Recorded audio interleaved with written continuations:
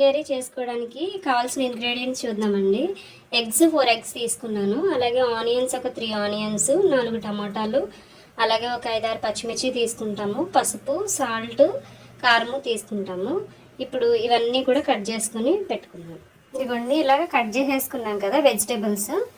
తర్వాత ఇలాగ జీలకర్ర కొంచెం యాడ్ చేసుకుందాము. అలాగే అల్లం వెల్లుల్లి పేస్ట్ కూడా యాడ్ చేసుకుందాము. ప్రొసీజర్లోకి వెళ్దాము. ఇలా కడాయి పెడతాము. స్టవ్ ఆన్ చేసుకుంటాం.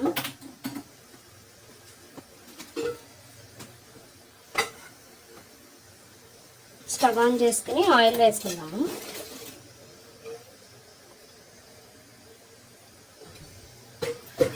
కొంచెం ఆయిల్ అయితే వేసాను. ఆయిల్ కాగుతుంది. ఇప్పుడు జీలకర్ర వేద్దామండి. ఫస్ట్ ఇలాగా కొంచెం ఆనియన్స్ కూడా మగ్గినాయి కదండి. ఇప్పుడు టమాటాలు కూడా వేసేసుకుందాం.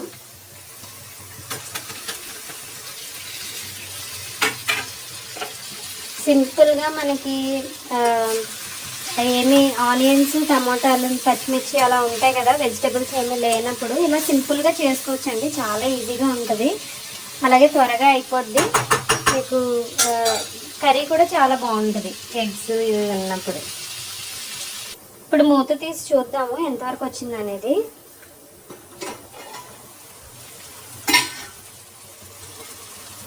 కొంచెం ఆనియన్స్, టమాటాలు రెండు కూడా మెత్తపడేంత వరకు ఉంచుదాము.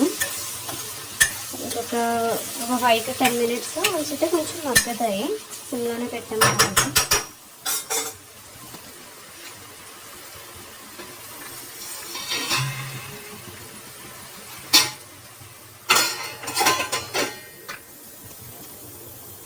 ఇలా కొంచెము ఉడికింది కదండి. ఇప్పుడు కారం వేసుకుందాం. దీంట్లోకి కారం వేసి కొంచెం వాటర్ వేసుకుందాము. కారం మనం 2 స్పూన్లు తీసుకున్నాం కదా. కారము అవన్నీ వేసి ఆల్రెడీ సాల్ట్ ఇవన్నీ వేసాం కదా, వేసేసుకుని కాసేపు ఉంచుదాము. అలాగే మనం ఎగ్స్ తీసుకున్నాం కదా, ఎగ్స్ని ఒక్కొక్క ఎగ్ ఇలాగ వేసుకుంటే మీకు బాగా వస్తుంది. లేకపోతే డైరెక్ట్గా కూడా వేసేసుకోవచ్చు.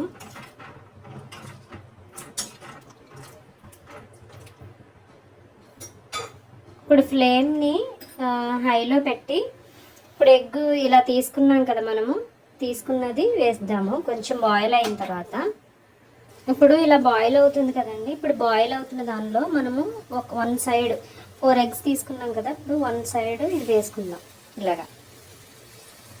అలాగే రిమైనింగ్ ఎగ్స్ కూడా వేసుకుందాం.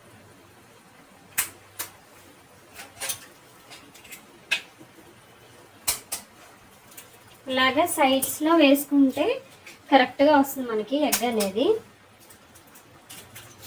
4 ఎగ్స్ కూడా వేసేసుకుని మనము ఫ్లేమ్ మీడియం ఫ్లేమ్లో అడ్జస్ట్ చేసుకుని మూత పెట్టేసుకుందాము. ఇప్పుడు చూద్దాము ఎంతవరకు వచ్చింది అనేది.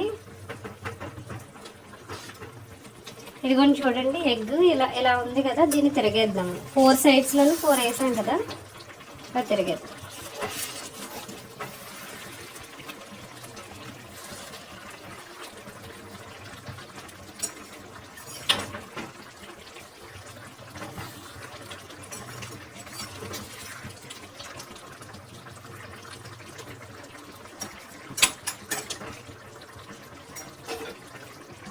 ఇప్పుడు ఇలాగ అవుతుంది కదండి. ఇంకా లాస్ట్లో మన దగ్గర చికెన్ మసాలా ఉంటే అది వేసుకోవచ్చు. గరం మసాలా కానీ అలా అన్న వేసుకోవచ్చు. లేకపోతే ఇలాగ మనము దాల్చిన చెక్క, లవంగ, యాలకులు ఇవి జస్ట్ మనము స్మెల్ కోసము వేసుకుని కొంచెం లైట్గా తిప్పుకుంటే ఆ స్మెల్ అనేది దానికి పడుతుంది అన్నమాట, కర్రీకి పడుతుంది.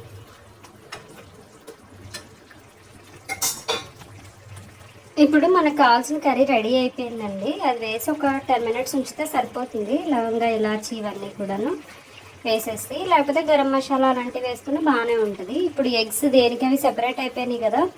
ఈ 4 ఎగ్స్ వేసాను నేను. 4 ఎగ్స్ కూడా సెపరేట్ అయిపోయినాయి. సో మనం ఇంకా స్టవ్ ఆఫ్ చేసేద్దాం.